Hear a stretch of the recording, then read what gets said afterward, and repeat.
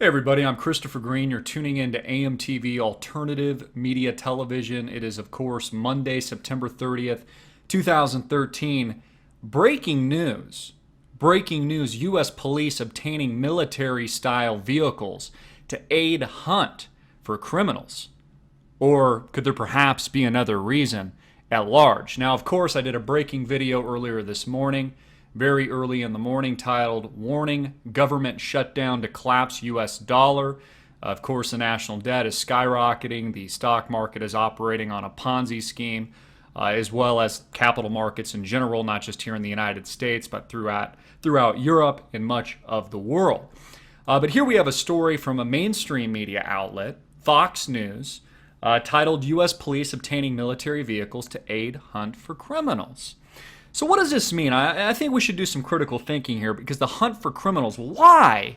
Why would the police in the United States need military armed vehicles that they use in Desert Storm, places like Iraq and Afghanistan, that can withstand IEDs and bombs and men with guns? $600,000 plus vehicles the United States seems to be arming up with. Now, of course, I did a report several months ago where I saw one of these MRAPs, one of these military-style vehicles outside of Tucson on my way back to Phoenix.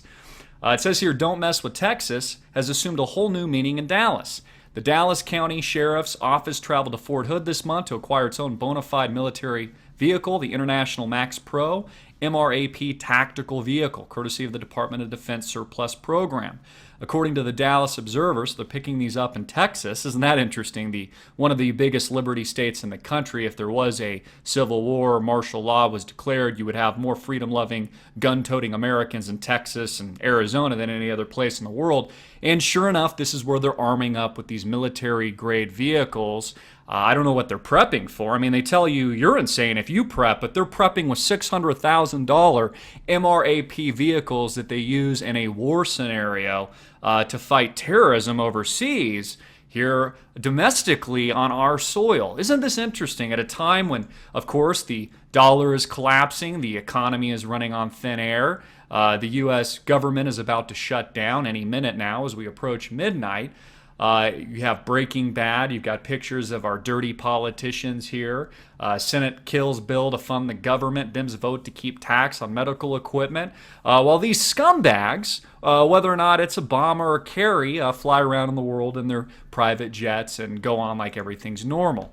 So this, to me, just doing critical thinking, raises an eyebrow, especially since we know that martial law, which has already taken place here in the United States. I mean, just take a look at the Boston bombing, for example. That was a test run. That was a dry run for martial law in the United States. Martial law was declared. The Fourth Amendment, illegal search and seizure. There was no Fourth Amendment at that point. You were just taken out of your home. Your wife and child were crying in the background, and we saw the images of this actually taking place.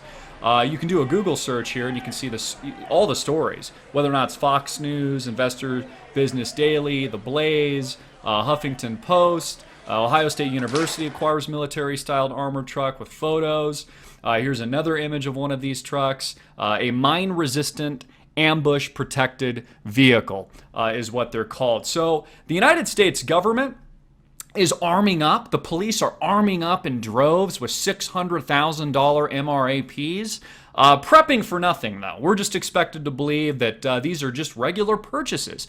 Even though the president, that guy right there, even though the president wants your guns and is doing everything he can to stage false flag terror attacks, to create fear in the country so that you'll reach a point where you'll just give up all weapons and give up your right to form a militia here in the United States. You know, they leave that line out in a lot of these new textbooks, your right to form a well-regulated militia so you can defend yourself from a tyrannical government. Here are the Huffington Post reporting on this, a very liberal-angled website and media company. So it's not just coming from Fox News. It's not just coming from the conservative group. It's coming from the liberal mainstream media as well.